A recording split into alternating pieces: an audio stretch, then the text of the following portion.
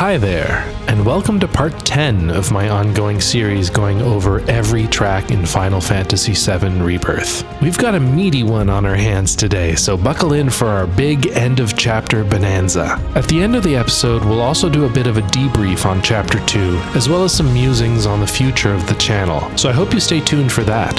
Alright, let's dive in. Our Grasslands region map is starting to look pretty good. We've done all the side quests, but there are still 2 open world icons we're yet to explore. Let's start with this one, following the lead of what Chadley calls an ancient proto-relic. Tracking the signal leads us to a Republic-era building closed off to the public. You slip in through a hole in the gate, which triggers the next piece of music. To anyone who's played Remake, it should be pretty obvious who you'll meet upstairs.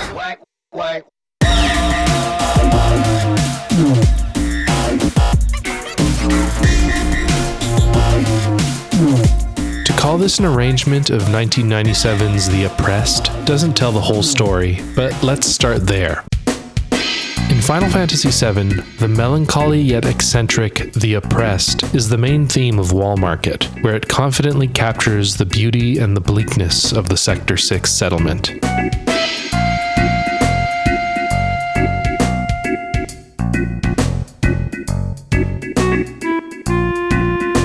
In what is IMHO, the biggest head-scratcher of Final Fantasy VII Remake, the Wall Market theme is replaced by a new theme by Mitsuto Suzuki called Wall Market, the Town That Never Sleeps.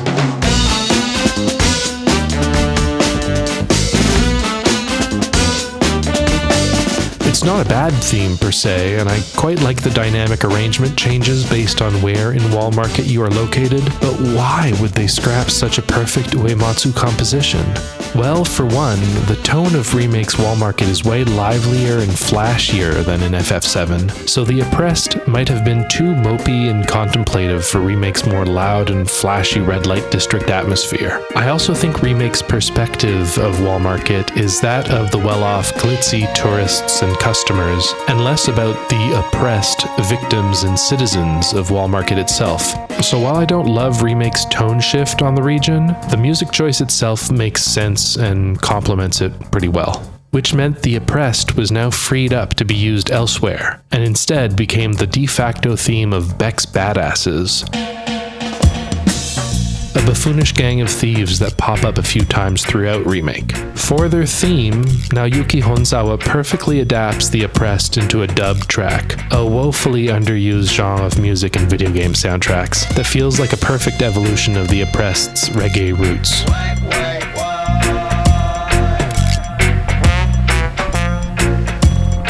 Your conversation with Beck's Badasses inevitably devolves into battle. It triggers Honzawa's battle variant of The Oppressed, Due Recompense.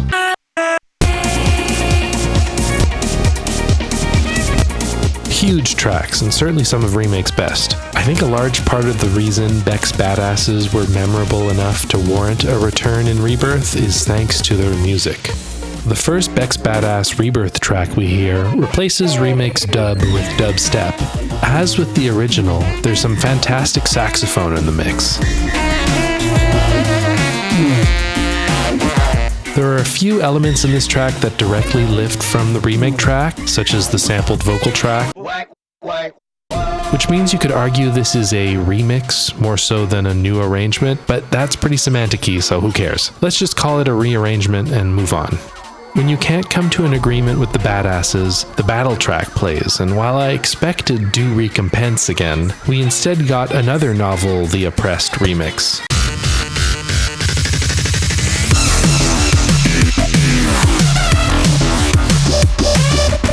It's another high-octane Honzawa banger, naturally. Does anyone know who's doing vocals here?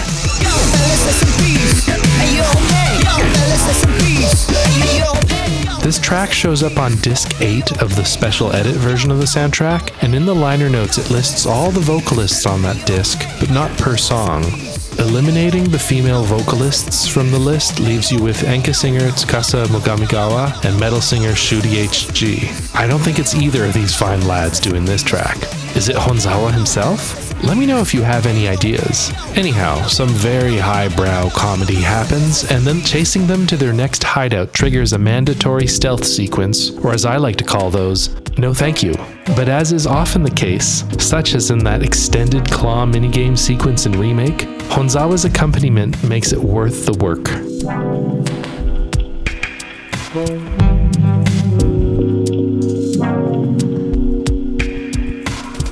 Our third new Beck's Badasses track, Sneaking for Meat, or even better in Japanese, Yakiniku Sneak, is very slick and my favorite of the three.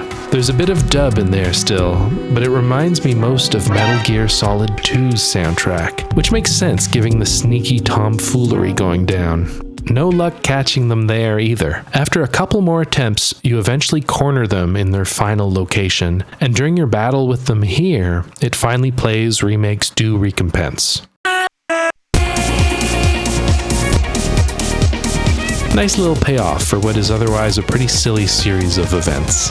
But hearing Due Recompense again isn't your sole reward. You finally get your hands on the Proto-Relic. Surprise! It does nothing. That's not true. It gives us two brief tracks. The first one involves a vision that Cloud has upon procuring the Proto-Relic.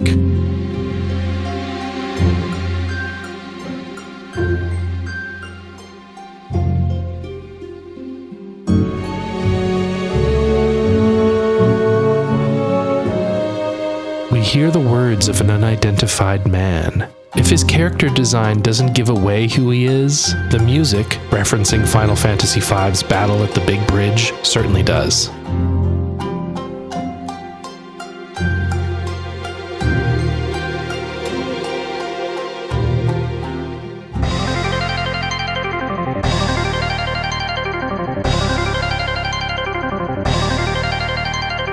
And if it wasn't obvious from the architecture or the cherry blossom, the use of the shamisen in the melody further connects this with Wutai, a region we never visit in Rebirth. It's all very unsubtle, but it's a cute tease. Battle at the Big Bridge is one of those iconic recurring Final Fantasy series tracks, but unless I'm forgetting something, this is its first appearance in the world of FF7. That Gilgamesh sure gets around.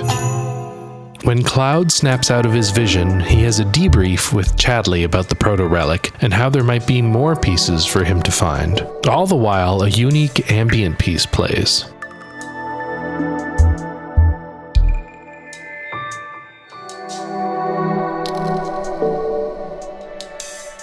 There's an aura of mystery here, though it remains pretty light. I initially labeled it Mysterious de Chadley, but I don't hear his theme within the various little piano plunks in this track.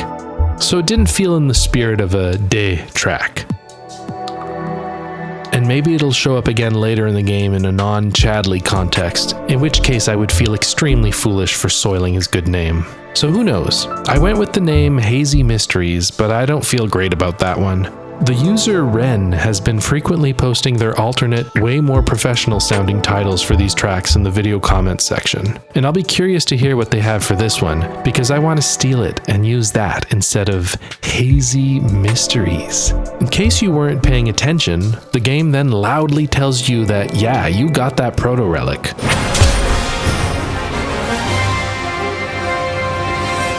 The way the sound effect plays on top of the jingle at the beginning kinda muddies the melody. I can't really make out much from it. Sounds like a slightly generic, bombastic fanfare to me.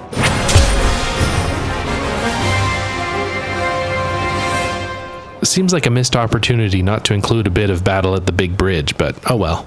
Okay, our Grasslands region intel is just about complete. There's only one icon left to explore. Approaching the big mushroom-shaped house starts a new, familiar Final Fantasy track.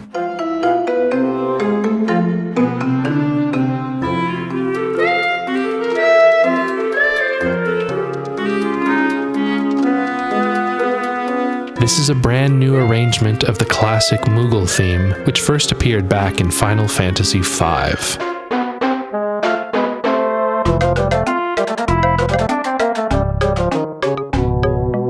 Wow, that's 2 FF5 callbacks in one episode. Although I must confess, I thought about the more popular FF6 version before I did the 5 version when first hearing this in Rebirth.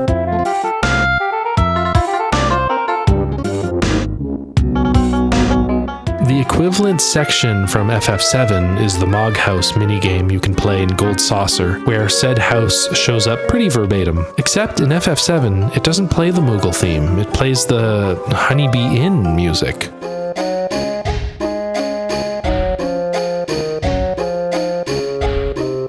The main Moogle melody isn't that far off from the one in this track.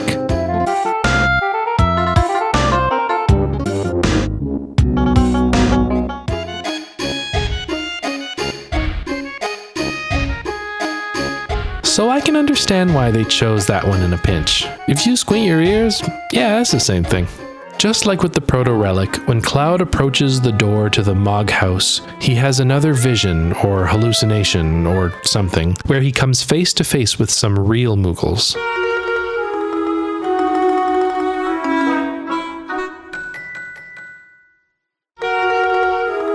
This cutscene has its own unique track as well. It's similarly riffing on the Moogle theme.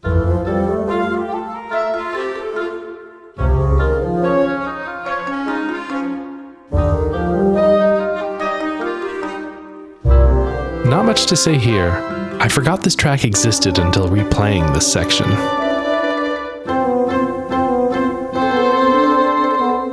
The main Moogle tells you they need help rounding up the rest of the crew, and that job falls on Cloud, of course.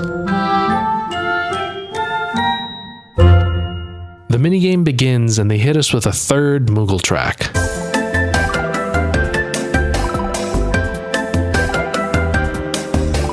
This is a much livelier, electronic arrangement of the track that suits the nonsense of the minigame.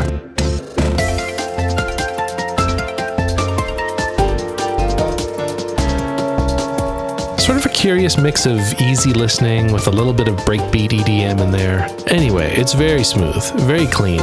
I wonder if this is Honzawa as well. It was not Honzawa. Hi there, this is Future Patrick, whom I guess is still past Patrick to you, but Future Patrick to the Patrick that's been narrating this episode. I had to make an 11th hour edit here to say that my Gold Saucer and minigame disc came in the mail today. Yay! And what do you know? This exact track made it onto this disc. Turns out it's called Moogle Mischief, and it was arranged by Shingo Kataoka.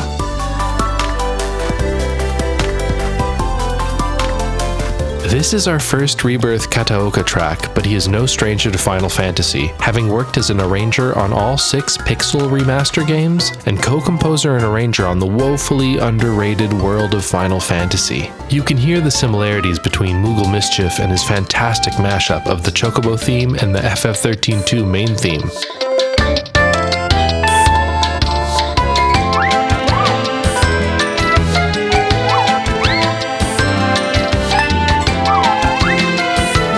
Also, the track Hustle de Chocobo that I covered in part 8 is also on this new disc, and hey, would you look at that, I got the name right.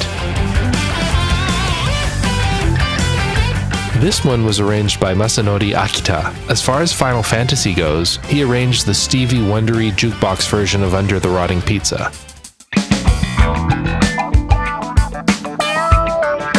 Not only the best jukebox track, but arguably the best version of Under the Rotting Pizza since the 1997 original. Hot damn! And that's all of note from the Gold Saucer and minigame disc, at least as far as Chapter 2 goes. This thing will be super useful to have from Chapter 4 on. Also, having bemoaned this single disc release in the last episode, I will say the packaging is quite nice and consistent with the style and size of the Rebirth Special Edit soundtrack. Oh, and it came with a random Kate Sith fortune card. My fortune was grave misfortune. Well, that explains the extra $30 I paid in customs. Alright, let's get back to the episode. Future Patrick, out. I can see why all 3 of these tracks were cut from the main soundtrack, but I can dig them. And with the Moogles collated, we have now done every piece of world intel in the Grasslands. Sure, there's a Lifestream source and a Titan sanctuary in the swamp region, but we know what those sound like at this point, so fundamentally we are done. Give yourself a big congratulations. You've earned it. And Rebirth knows you've earned it, because once you complete all the world intel in a region, it plays this jingle.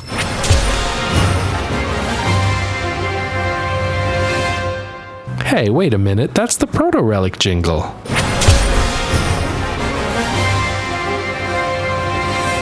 Okay, well that explains the lack of battle at the Big Bridge reference in there. Anyhow, with the grasslands fully intelled, the party grovels before Chadley, begging him to let them continue on their quest to stop Sephiroth from ending the world. Chadley mentions that there's still a couple tunes we haven't heard in the battle simulator, but I'm making the executive decision to skip over those for now and instead cover them as they show up in the story proper. But Chadley did let me know that several commenters on my last video pointed out that the Midgar region theme, just like the Grasslands theme, changes upon activating enough Remnawave towers. Not entirely believing these comments, I decided to start a new clean save file, speed ran through all of Chapter 1, got out of Calm, got my Chocobo, then made my way to the Midgar region while catching as few Remnawave tower cooties as possible. Lo and behold, when first arriving in the Midgar region, Hollow Skies starts playing. Can you tell the difference?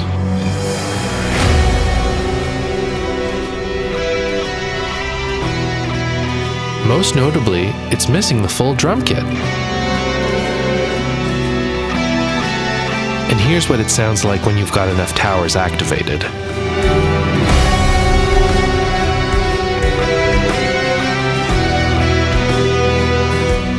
This totally went over my ears. Big thanks to the commenters pointing that one out to me. Okay, we are finally ready to return to the swamp with our trusty pack of chocobos.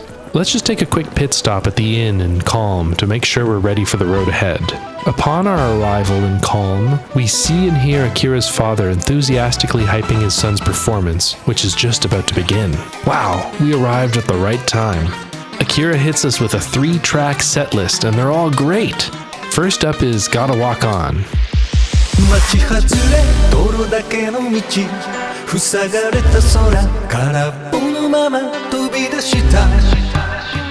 Previously mentioned Enka singer Tsukasa Mogamigawa voices and sings Akira in Remake and Rebirth, and his voice wonderfully juxtaposes this track's more straightforward J-pop arrangement.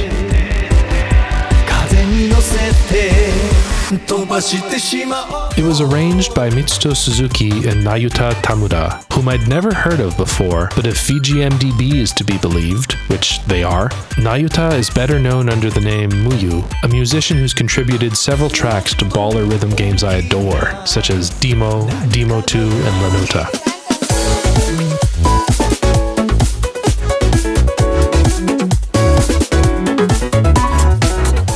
Hear similar bubbly and sparkly accents in Gotta Walk On, so my guess is Mitsuto Suzuki did the original arrangement and then gave it to Muyu to remix it a bit with that extra layer of gloss.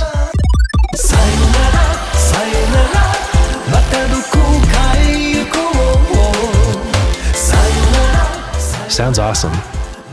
Track 2 is Golden Sparks, a slower paced ballad closer in style to Mogamigawa's wheelhouse.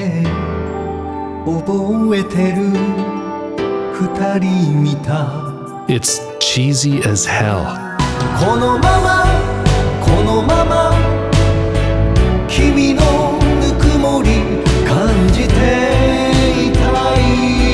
I really can't find anything to fault here. I quite enjoy it. This is now Yuki Honzawa flexing different muscles than the one he usually uses in Remake and Rebirth, so that's fun to hear. I love you.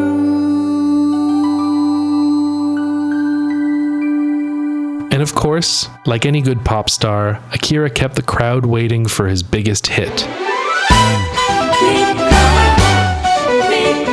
Yeah! Except this is nothing like its remake counterpart. This is a huge salsa arrangement of Midgar Blues that's much livelier and more playful.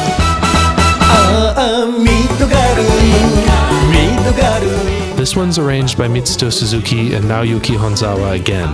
Man, after uncorking the bottle on Honzawa tracks last episode with the battle variant of Kyrie's theme, we're now approaching Oops All Honzawa levels of arrangement credits for him. This is the 6th Honzawa arranged song in this episode alone. Wow, good for him.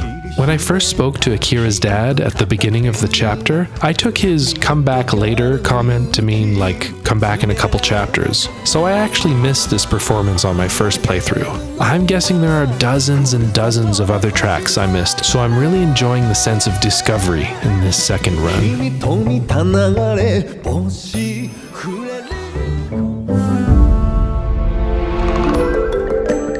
Okay, we are now well rested and ready to head to the Mithril Mines. With Pico and Co., we can finally wade through the swamp.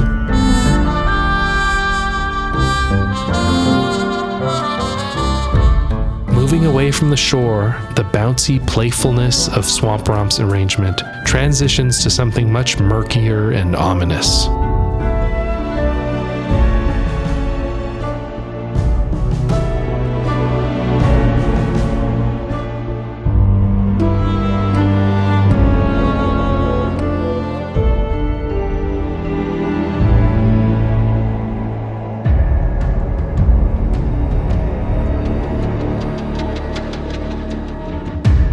Such a darker, broodier arrangement, but you can still make out the main melody.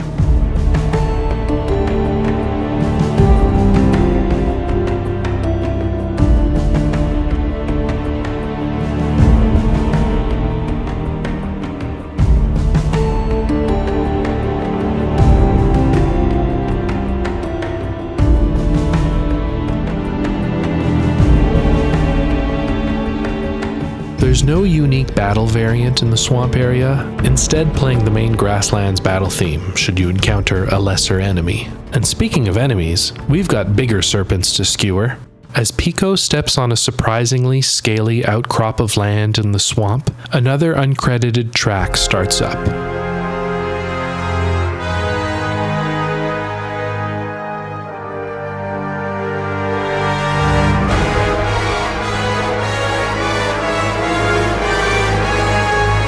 We then move right into the main event.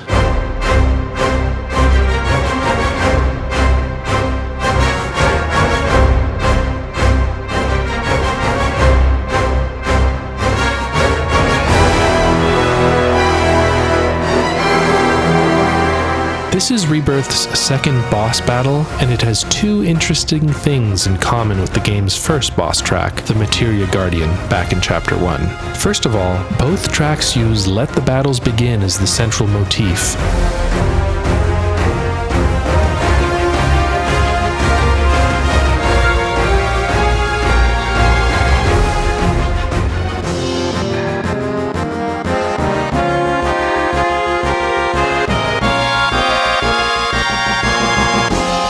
As opposed to FF7's traditional boss theme, Fight On.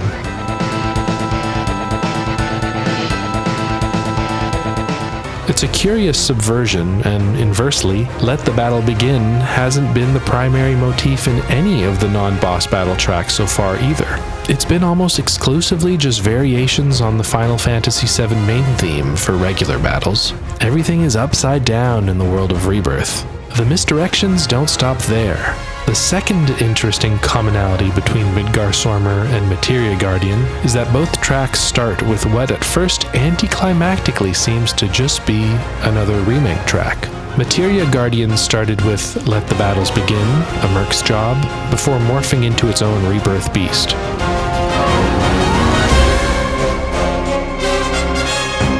And the same is true of this track, which, if you've played Remake, this intro should ring a bell. It should be quite familiar, in fact, since it shows up in 3 Remake boss fights. First against Crab Warden.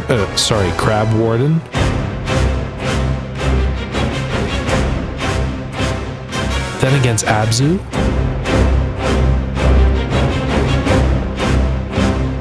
And lastly against Specimen HO512.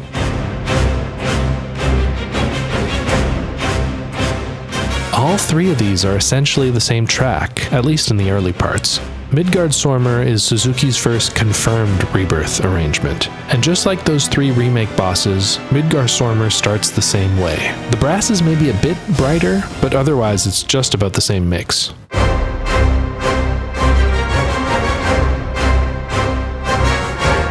I feel bad for Yoshitaka Suzuki because, unlike Shima, Hamauzu, Nishiki, Makino, or the other Suzuki, This Suzuki rarely gets access to a live orchestra in Remake and Rebirth. This means, regardless of how good his arrangement and compositional choices are, sonically his strings and brass just never sound as rich or as dynamic as the other arrangers. And even among the arrangers who are often forced to use virtual instruments, I think Ryo Furukawa either has a more modern sample library or is simply a bit more gifted at putting out more convincing and dynamic performances, which I think leaves Yoshitaka Suzuki somewhat falling behind in this one area. For part 3, I would love to see him get either some 21st century virtual instruments, or better yet, more opportunity to arrange live instruments.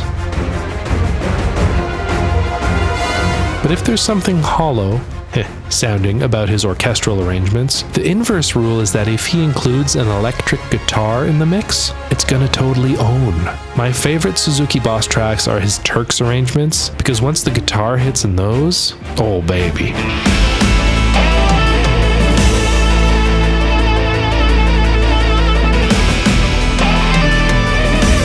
It's just good. So this flurry of optimistic and pessimistic emotions are swirling through my head as I reach this boss fight for the first time. I didn't think I needed what was essentially turning into a 4th variation of the Crab Warden boss theme. A solid track in its own right, sure, but this is how we're scoring our 2nd Rebirth boss? As we reach the 2nd phase of the fight, there are still no surprises.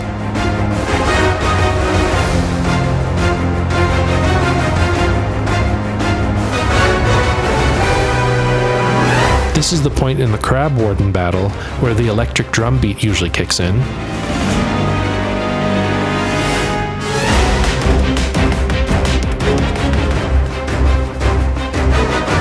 But here, nothing. So far, the track is absolutely not crushing it. But alas, in the 3rd and final phase, Suzuki and the Midgardsormr itself really start to bring the heat.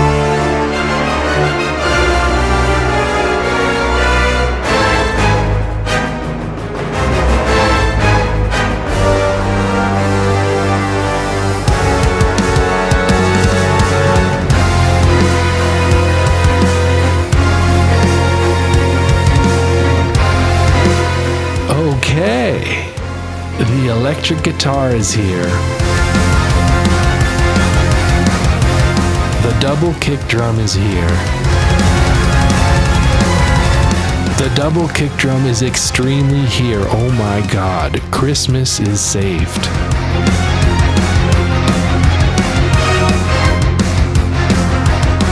Suzuki really shut me up with this one. Kudos to him. There are some fun, unique passages to this metal section as well.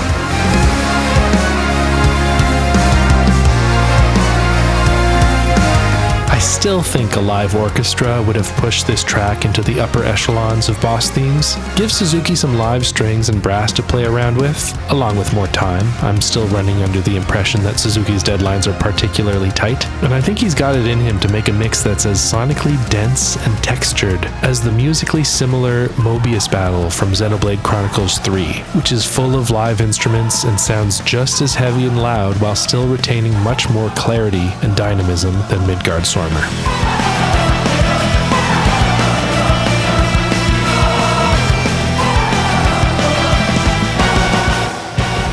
Give the man more time and money and Suzuki can definitely get there. And honestly, at a few points it sounds pretty damn close already. Listen to the urgency of the strings here.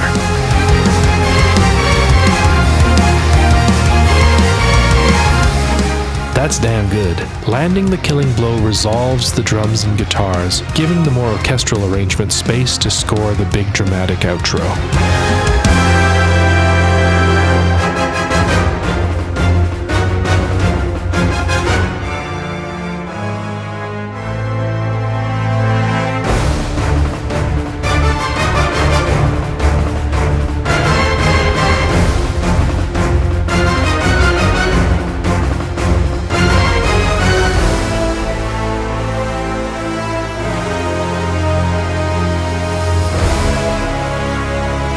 As the Midgardsormr, as us millennials call him, drags Cloud underwater, the track shifts away from Let the Battles Begin and towards something else.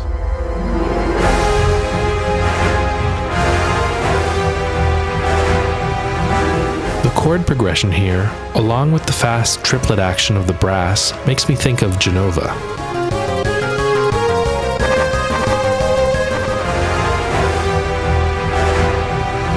It's not one-to-one, so possibly coincidental, although considering what happens next, maybe.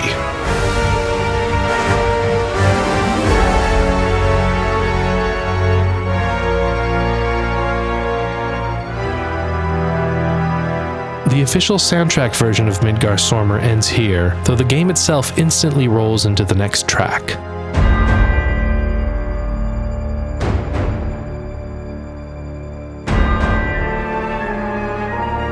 Everyone's favorite Silver Fox lifeguard materializes out of nowhere and comes to Cloud's rescue. Even though it showed up 8 times in Chapter 1, this is Chapter 2's first and only appearance of those chosen by the planet.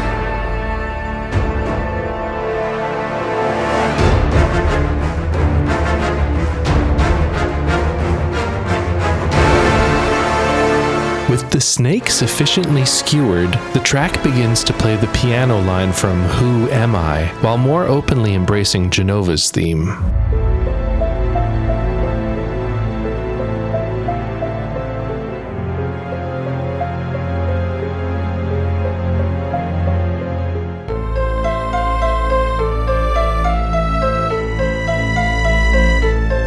As for Genova, if you can't quite hear it, here's a similar version of Genova's theme I covered back in Part 5, with a similar chord progression and piano, but which also includes the classic Genova melody on top to make it clearer.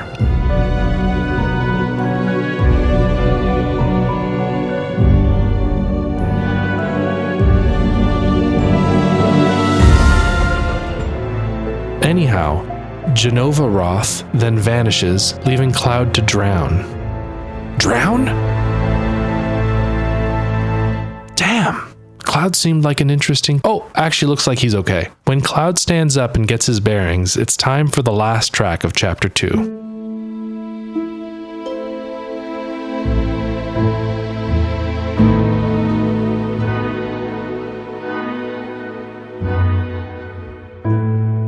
Another mysterious track, this one likely from Shotaro Shima.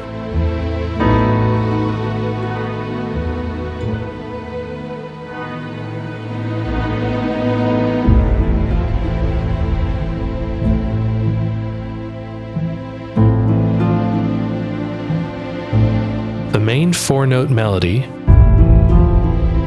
and the occasional stringed instrument, perhaps a mandolin, tells us this is an ominous version of In Search of the Man in Black.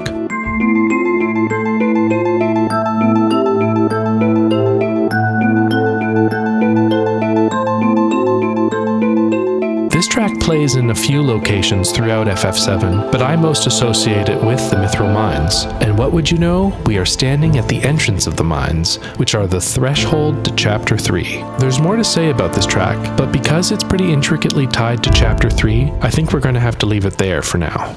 And with that, we are done. Chapter 2 is in the bag. Wow, that was a long one. Let's take a look at the spreadsheet. If we exclude the 4 jingles that we covered, by my count, Chapter 2 had 63 tracks in total. 9 of those were from Remake, a respectable 22 made it onto the Rebirth original soundtrack, leaving us with 32 unaccounted for tracks, meaning half of the music in this chapter is unknown, at least for now. Phew! What did everyone think of the format for Chapter 2? Currently, the views on these Rebirth vids are still a bit lower than I'd like compared to my FF16 videos, but the analytics that YouTube feeds me behind the scenes makes it seem like they are steadily growing an audience, however slowly. 3 of them have hit 1,000 views, so that's cool. If you know someone or a community that you think might enjoy these vids, please share it with them. It would mean a lot to me so that I can continue to work on the series at my current output rate. It took me about 4 months to cover Chapter 1, while I got through the longer Chapter 2 in about a month and a half. I'm pleased with this improved speed and would love to keep up this pace, but only if I can keep justifying it. On that note, I'm considering starting a Patreon account. Part of me feels it is a bit presumptuous, what with my low follower count, but I've heard from several folks over the last few months who've really resonated with this work that have asked if I would start a Patreon. November marks the 1-year anniversary of my first music analysis video, and I can say every single one of these videos has been an absolute joy to make. Video game music has been a lifelong passion, and this has been such an amazing outlet. I don't expect to ever bring in enough money for it to become a livable income, but it might just help legitimize this work in my mind as something to pursue and continue putting so much time into. So, Patreon. Still chewing on it, but I'm thinking it's gonna happen. Maybe even soon. Would love to hear your thoughts on that, if you have any. My Shoji Meguro video is up next. Ultimately, it felt weird working on that while I was still in the middle of a Rebirth chapter, so I decided to wrap up chapter 2 before giving that video my primary focus. That should be out this month. And afterward, we venture into the Mithril Mines. Please look forward to all of this. Alright, I'm signing off here. Catch you in the mines. Bye.